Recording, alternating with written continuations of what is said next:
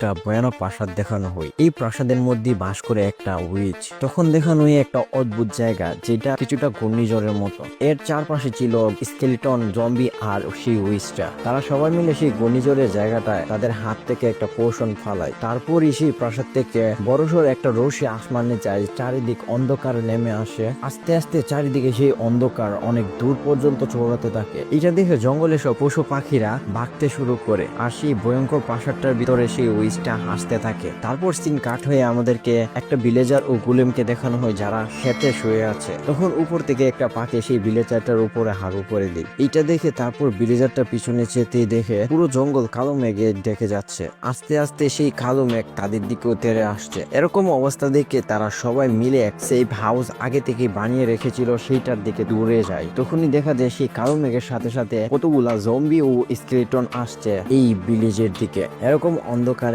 Zombie, skeleton ও কিপারদের পাওয়ার থাকে অনেক বেশি। হঠাৎ দেখা যায় একটা পিগলিন সেই কালো মেঘ ও স্কেলিটনদের হাতে পড়ে গিয়েছে। এটা দেখে একটা ভিলেজার সেই সেভ করে না গিয়ে পিগলিনটাকে বাঁচাতে যায়। কোনোভাবে সেই পিগলিনটাকে বাঁচিয়ে নিয়ে সেই ভিলেজারটা, কিন্তু এরই মধ্যে তার চারিপাশে সেই কালো মেঘটা এসে পড়েছিল। তাই সে চারিদিক থেকে জম্বি ও স্কেলিটনের হাতে ঘেরাও হয়ে গিয়েছিল। তখন কিছু জম্বিকে তার বেলটা দিয়ে নক আউট করে ফেলে, কিন্তু স্কেলিটনরা দূর থেকেই তাকে তীর দিয়ে হত করে ফেলে। তখন ভিলেজারটা পড়ে যায় মাটিতে। জম্বিরা, স্কেলিটনরা ক্রমাগত তার উপরে আক্রমণ করতেছিল। এমন সময় ভিলেজের রক্ষাকর্তা গোলেম আসে তাকে বাঁচানোর জন্য। সেইখানে জম্বি ও স্কেলিটনদেরকে মেরে সে ভিলেজারকে নিয়ে তাড়াতাড়ি সেফ হাউসের দিকে চলে আসতে থাকে। একটা জায়গায় এসে তারা আশ্রয় নেই, তার পাশেই ছিল সেই সেফ হাউসটা। কিন্তু গোলেমের অবস্থা ছিল অনেক খারাপ, তাই সে ভিলেজার ও পিগলিনটাকেই বলে যে সেই সেফ হাউসটার দিকে যেতে। আর গোলেম তার জীবনের বাজি রেখে অন্যদিকে দৌড়াতে থাকে যাতে স্কেলিটন ও জম্বিরা তাকে ফলো করে। এটা দেখে পিগলিন ও ভিলেজার কান্নায় ভেঙে পড়ে, কিন্তু তাদের কি করার। কোন রকমে ভিলেজার ও পিগলিনটা সেই সেফ হাউসের মধ্যে চলে যায়। তখনই দেখা যায় সেইখানে আরো ভিলেজাররা আগে থেকে এসেছিল। তখন সবাই জিজ্ঞাসা করতে থাকে সেই গোলেমটার কথা, যে সেই গোলেমটা কোথায়। তখন সেই ভিলেজারটা মন খারাপ করে সেই ফুলটার দিকে তাকালেই সবাই বুঝতে পারে যে গোলেম আর নেই। তারপরই দেখানো কতগুলো জম্বি তেড়ে আসছে তাদের সেফ হাউসের দিকে। এইটা দেখে তো দুইটা ভিলেজার তাড়াতাড়ি করে দরজা লাগাতে থাকে, কিন্তু একটা জম্বি এসে সেই দরজাটার মধ্যে আটকে যায়। তারপর একটা ভিলেজার সেই জম্বিটাকে তাড়াতাড়ি করে মারতে থাকে। তারপর এরই ফাঁকে বাকি জম্বিরা এসে সেই দরজাটার মধ্যে আঘাত করতে থাকে। যে যা পারছিল সেই দরজাটাকে আটকানোর জন্য নিয়ে আসছিল, কিন্তু এই জম্বিরা সংখ্যায় ছিল অনেক, কোনোভাবেই আটকাতে পারছিল না সেই জম্বিদেরকে। সেই সেফ হাউসের দরজাটা সব জম্বিরা মিলে যেন ভেঙেই ফেলছিল। তখনই সেইখানে আসে রক্ষাকর্তা গোলেম, তার জান কিছুটা বেঁচে ছিল শুধু। এইটা দেখে সব ভিলেজাররা একটু খুশি হয়, কিন্তু দেখতে পাই তার পিছনে অনেক জম্বি ও স্কেলেটনরা আসছে। এরকমটা দেখে সব ভিলেজাররা সেই গোলেমটাকে ভিতরে নিতে চায়, কিন্তু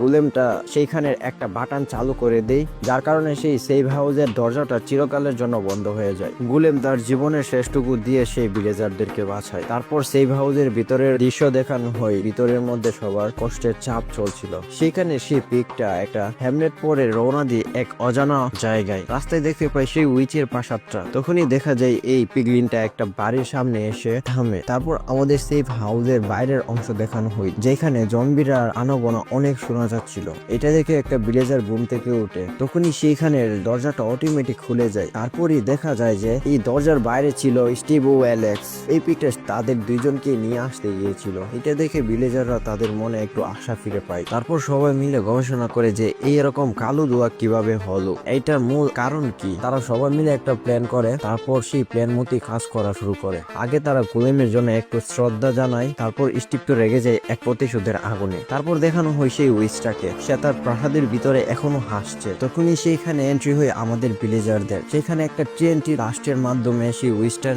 মনোযোগ সরে। উইচটা বাইরে আসতেই অ্যালেক্স তার উপরে আক্রমণ করে, কিন্তু সেই উইচটাও ছিল অনেক চালাক আর পাওয়ারফুল। সে তার হাতের মধ্যে থেকে একটা পোষণ সব ভিলেজারদের দিকে নিক্ষেপ করলে সেই পোষণটা ব্লাস্ট হয়ে একটা গ্যাস ছড়িয়ে যায়, যার মাধ্যমে সবাই অজ্ঞান হয়ে মাটিতে পড়ে যায়। এটা দেখে সেই উইচটা বিষাক্ত মাকড় মাকড়সা ও স্কেলিটন আর জম্বিদেরকে নির্দেশ দেয় তাদেরকে মারার জন্য, কিন্তু বাকি ভিলেজাররা সবাইকে এসে বাঁচিয়ে নেয়। এই জম্বি ও স্কেলিটনদের পিছে উইচও তাদের পিছু করতে থাকে। এটা দেখে বাকি ভিলেজাররা সেই প্রাসাদের ভিতরে টিএনটি নিয়ে যায়। অন্যদিকে অ্যালেক্স ও সেই ভিলেজাররা তাদের প্ল্যান করার জায়গাতে চলে আসে। সেইখানে স্টিভ আগে থেকে রেডি ছিল তাদের সাথে ফাইট করার জন্য। তখন এইখানে ভয়ানক একটা ফাইট হয় স্টিভ ও সেই উইচটার মধ্যে। স্টিভ সেই উইচটাকে অনেক ধুলাই করতেছিল, কিন্তু একটা সময় সেই উইচটা একটা বড় একটা মাকড়সাকে স্পাউন করে সেইখানে, কিন্তু স্টিভ ছিল ফাইটে অনেক দক্ষ। সেই মাকড়সাটার কারণে সেই উইচটা অনেক আহত হই। অন্যদিকে অ্যালেক্স আর ভিলেজাররা একটু সুস্থ হয়ে আবার ফাইট করতে থাকে সব জম্বি ও স্কেলিটনের বিরুদ্ধে। তাদের কাছে অ্যারো